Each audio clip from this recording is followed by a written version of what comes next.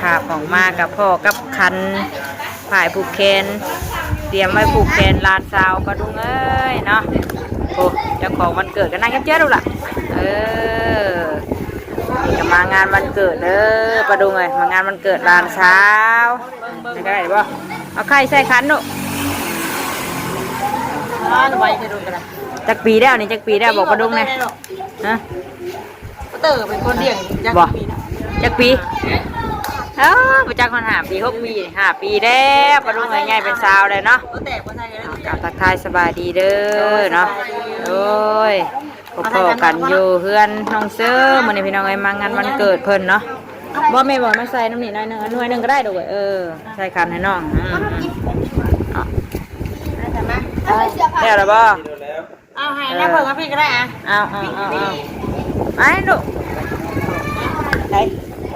เอามากับมีแต่ญาติพี่น้องเด็กหน่อยเลยพี่น้องเลยเนาะป้าดุงไงเดี๋ยวมาพี่ยังมาพี่เด้อนั่งกับเจ้าดูล่ะเสียงรถกันเนาะปวดว่าเสียงรถโอ้มีแต่ญาติพี่น้องเฮานี่เนาะมีทางแม่น้องวินแล้วก็แม่โตแม่น้องน้ำพิงเนาะป้าใหญ่เฮา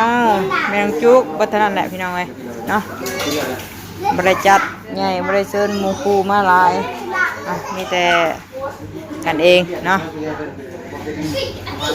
ทางนี้ก็ซีมทางนี้ก็กินหันทางนี้ก็หันทางนี้ก็ซีมอยู่โอ้ยเนาะเอานั่งนะแม่เอ้ยมานั่งนะแม่นั่งโอ้ทางนี้ก็ปิ้งย่างอยู่สบายดีเลยสบายดีแม่โตคนงามเลยดิคนไหนว่าจะมาช่วยไปใช่ปะเอามาจับเปลี่ยนได้แล้ววะเปลี่ยนไปได้หวนอยู่ดิแล้วหวนอยู่นอกพูบ่ปีกเป็ดพี่น้องไอ้ปีกเป็ดเนาะบ่ได้เอาข้าวกับน้ำเพิ่นกับบ่ได้มีหยังมันเกิดกับ1ข้าวมาเกี่ยวเพิ่นสิได้แนวอยู่ได้กินเพิ่นว่าบ่มีอันแนวกับพร้อมเพิ่นน่ะมีแต่นั้นโดยมีแต่ปลาเผาเพิ่นน่ะเนาะข้าวมาจะเพิ่นสิกินให้เบิ่งท่าก็เบิ่งซื่อเด้อเนาะ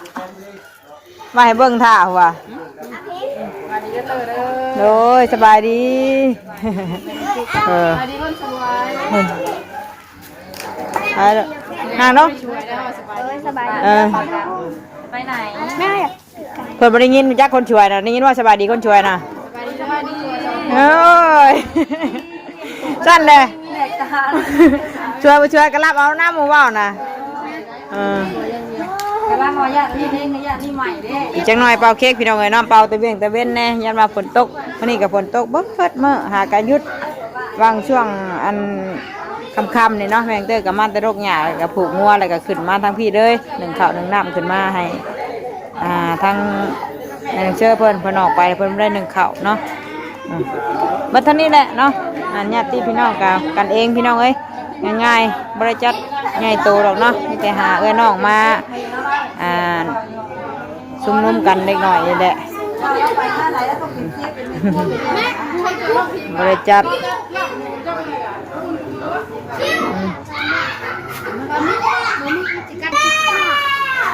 เค้กมาแล้ว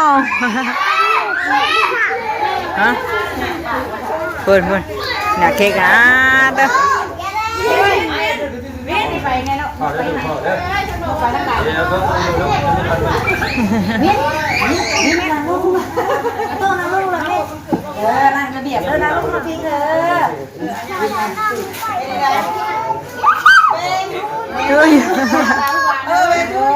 ดูอยู่ปวดเค้กแล้วเป่าเค้กแล้วบัดนี้เนาะเป่าตะเวนเฮ้ยตะเวนตะเวน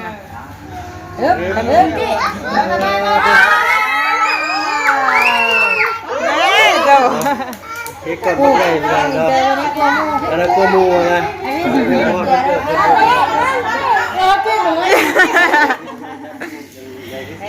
เย็นไป เด้อเป่ากันเด้อจะจิ้มเด้อเป่ากันเด้อ เป่ากันจิ๊กๆเป่า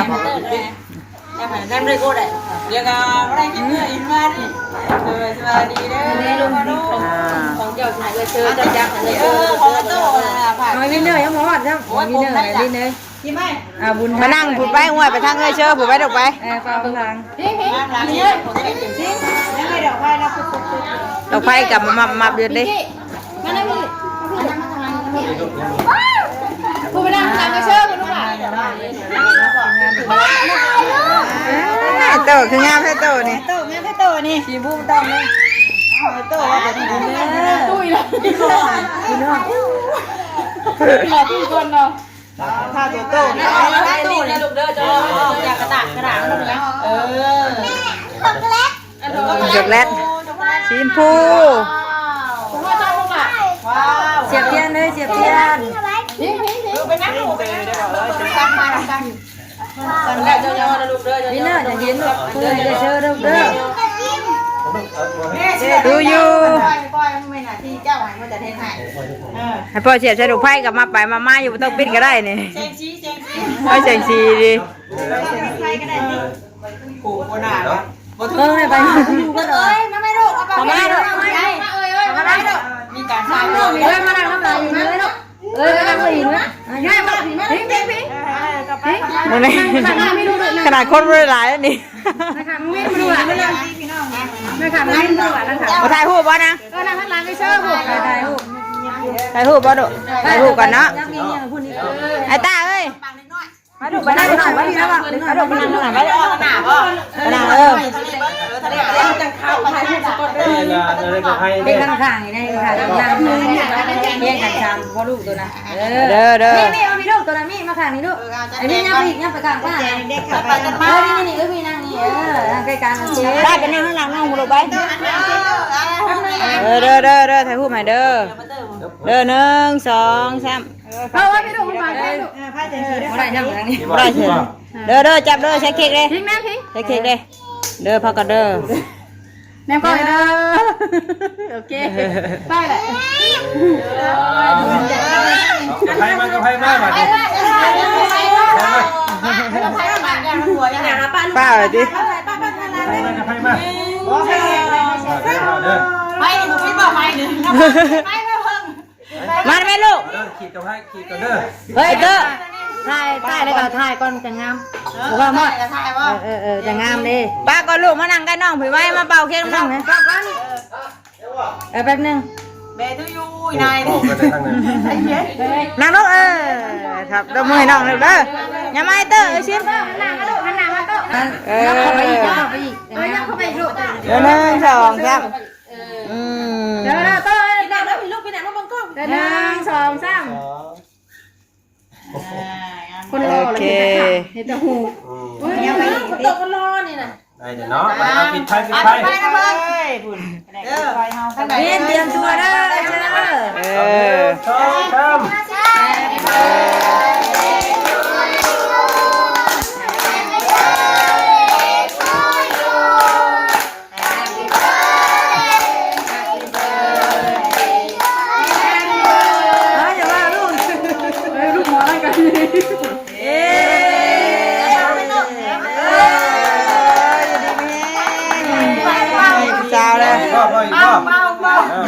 เก่งเด้อมันต้องครบคนไหนแต่เก่าพี่ไผ่ก่อนต้องก่อนแฮปปี้เบิร์ดทูยูเด้เด้พินซอยลงไอ้พิน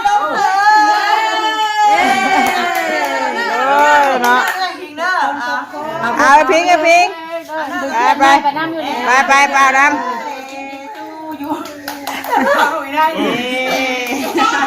เอาต้องพิงมันต้องพิงโอ้จะมีความ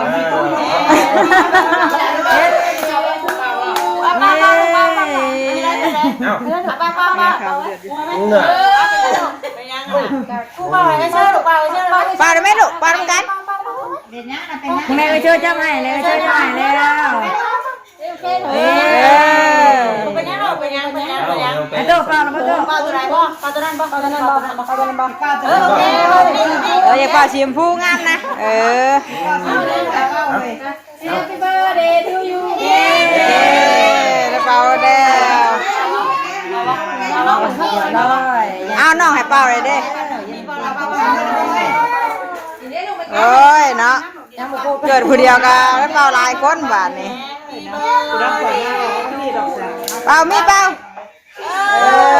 ได้เป่าคนทุกคนไอ้ตาบอกเป่าไม่เต็มบดเค้กอ่ะแม่ว่าเป็นรถกระเด็นนี่ได้ตำลูกความไปกันเองที่น้องผู้หลักที่เขาที่สบายว่าเจ้ยน้องพิมพ์มานี่สุดโอ้ยจะวัดพี่เนี่ยให้มาวะให้มาน่ะโอ้โห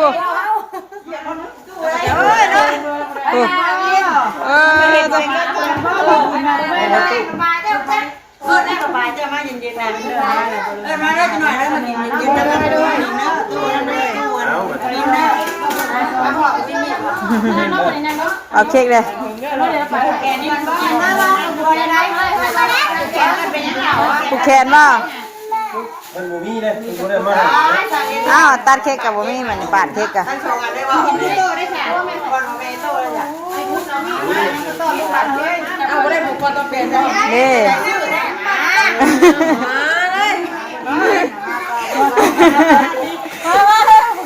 ี่มันนี่ดิผูกแขนมันนี่เนาะผูกแขนก็น่าจะปาดเค้กไปแล้วไม่ได้เนาะคุยเลยเก่งมากไงบ่มีมีดนะลืมบ่คนลืมมาให้บ่เนี่ยไม่ปล่อยถ่ายมาผูกก่อนเฮ้ยด่าจะนั่นเป้าทำยังไงวะอู้เขาขายนิ้วพอแล้วนิ้วมานี่ทำไมเป้าเราทำได้เนี่ยได้เนี่ยตู้เนี่ยจองแล้วตุ้ยได้จ้ะตุ้ยอยู่จองแล้วโอ้ยอันนี้ยังบ่ขึ้นมาอยู่อาบน้ำเอาบ่มาอาบน้ำอันหาไปให้มันตุ้ยก้อนมาเอาละเอาละใจพ่อบอกอะไรพวกมันบอกนะแม่ไม่ตู้แซมกันไม่เอาใช่ดิใช่กันมาเขาแซมกันจะว่ามันว่าเย็นเย็นได้กันหมดแทนนะ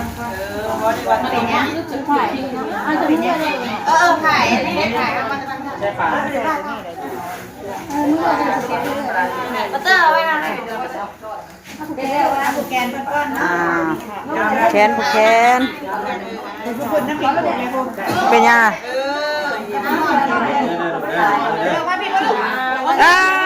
จีน่ามานั่งทานเปล่าเค้กบ่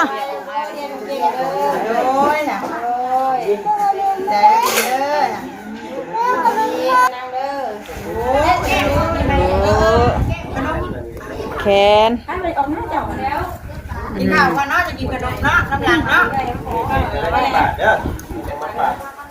ขอบใจเลยครับตัวมูจะเย็นข้าวอะไรมูเชนดิมาว่าท่านเปล่าเค้กจังเลยมาว่าท่านจะหน่อยถ่ายปลาวันนี้วันนี้ปลาอยู่นี่น่าจะเสียบต่อไป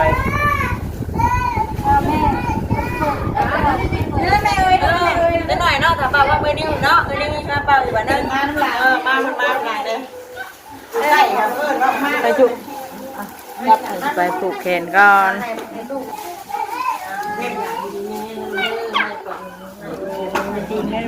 อะไรเนี่ยปัดเท้าย่าเนาะมาผูกแขนกันก่อนทำป้าเป็นขับไปก่อนก็ลองเราไปเจอมันก็ลองเลยนะเราอยากจะผูกแขนด้วยใครเนี่ยด้วยจ้ะทา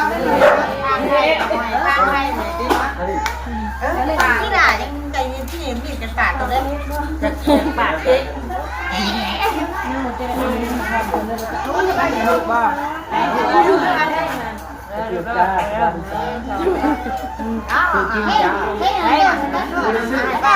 ใช้เค้กนะ ใช้เค้กนะเจอว่าพี่ลูกมั้ยบ้านี่บ้าน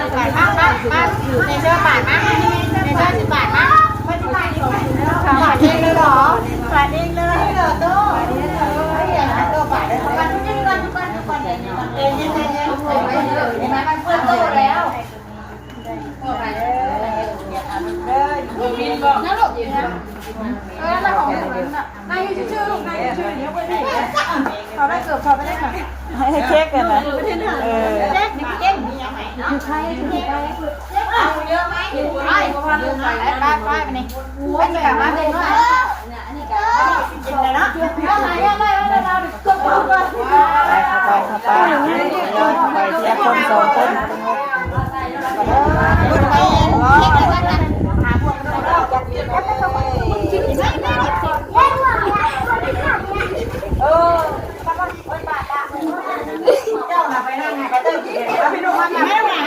นั่งลงนั่งลงลูกนั่งลง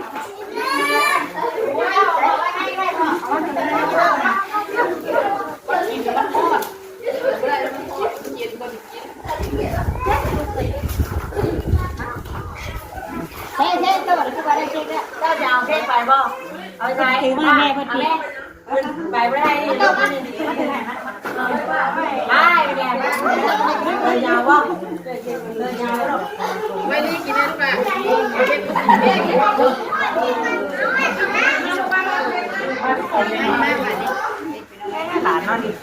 มันให้ไปนั่งบัดนี้ไปนั่งผูกบัดนี้ไปขอบใจ ป้าได้ว่าโอเคเอาลูกเอาพี่มาเค้กลูกเพื่อจะปาดเค้กปาดเอาจากนี้ก็ได้เวลาปาดเค้กบ้านไงไว้มือยังขาดิมือเค้กกระเทียมอยู่ดินับป้าถ่ายรูปไปแล้วเนี่ยน่ะโทรศัพท์เรานี่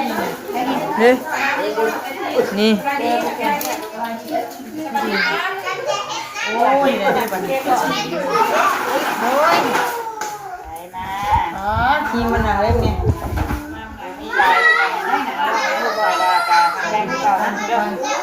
โย่นอนดิเนาะซัมมี่เนาะนอนดิเนาะ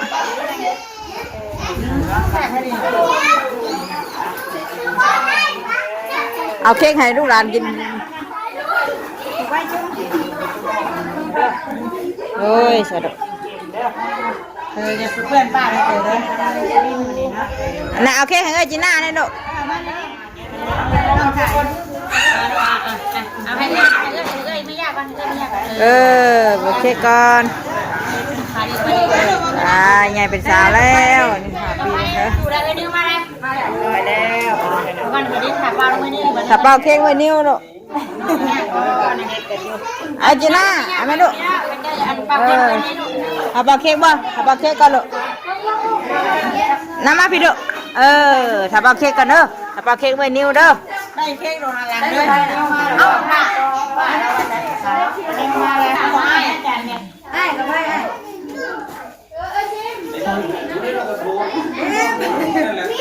นั่นกระโถป้ากระโถขันยินถ่าเปล่าแล้วมันนั่งนั่งยังก็ว่าไปด้วยนะ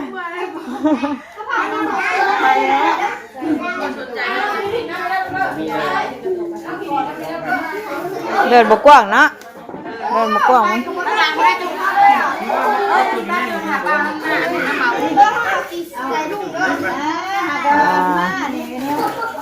น้องก่อนหน่อยเป็นนิ้วม้ามลัง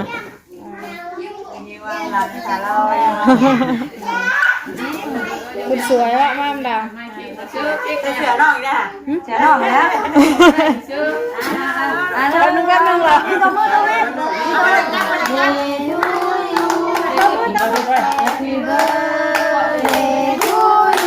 ใช่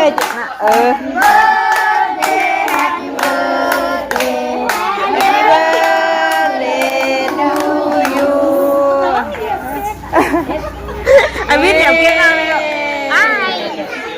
ไอ้ลูกเต้าเราก็เชื่อไหมวางเหยียบเค้กอ่ะเนาะดูกระหม่อมวิทย์เวลา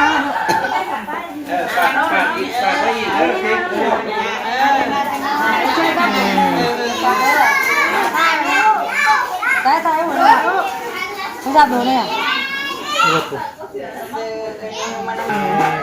ยิ้มหวานยิ้มหวาน นี่บ้าน ยิ้มหวาน คนนั้นนะ คนไหนวินยิ้มหวาน นี่บ้านนี่บ้านนี่บ้านเอางามเด้อ ตัวสับนี่เดียว ปาดมาปาดเค้กปาดว่า ปัดเค้กออกมาให้ได้ป่ะ น้ำเน่าน้ำให้ เขาปาดน้ำหลังนะครับปาดได้กับมือเลยมือรุ่นถุงก็ได้มาไม่ยากนะหั่นข้าวมันมีอยู่หรอก ไม่เหลืออยู่ในตู้ละช่องถ้วยเค้กนะ ไม่ได้อันนั้นปะได้หรอกเค้ก ต่อเลยเลยมันเกิดนึงโอ้ มาเลยไปดูดก่อนพอได้นัตตี้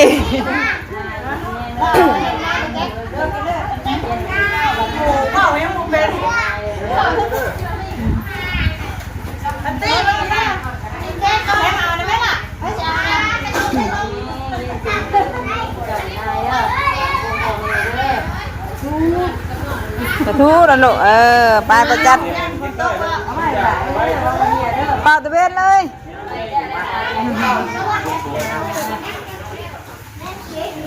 ไปสันเดี๋ยวมาจัดให้อยู่ในกินก่อนพี่น้องไอ้เนาะมีแต่ซ้ำนี่แหละลูกหลานไอ้น้องกันเด็กหน่อยเนาะบ่ได้จัดใหญ่เตพี่น้องไอ้บ่ได้นั่นปะได้เห็นเด้กับข้าวกับน้ำกับมีปลาข้าวปุ้นเนาะกับมีเมตู้เพิ่นซื้อพิซซ่าให้ว่ะนี่เด้พี่น้องเอ้ยเนาะซ้ำนี่แหละไปหมู่คู่กันซ้ำนี่บ่ได้มีหลายเลยน้องจัดแบบอบอุ่นเล็กหน่อยเนาะน้องเอ้ย โอ้ยเตอได้เค้กหนึ่งเลยเนาะมีเดียวเนาะ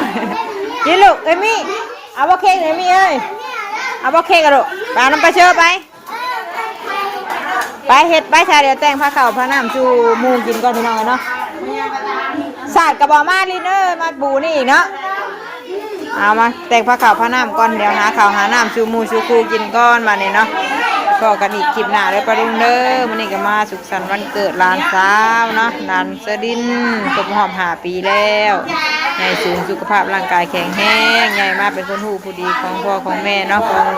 ญาติพี่น้องปะลุงทั้งหลายเด้อเนาะอย่างเงินอยู่ดีไม่แห้งร่ำรวยเด้อหลานสาว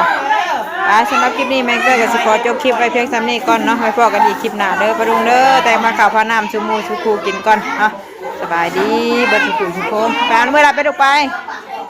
เอานี่ในอยู่ในกินเพื่อนกันมีซ้ำนี่แหละเนาะมานี่แหละปะลุงเลยไปลาแล้วสบายดี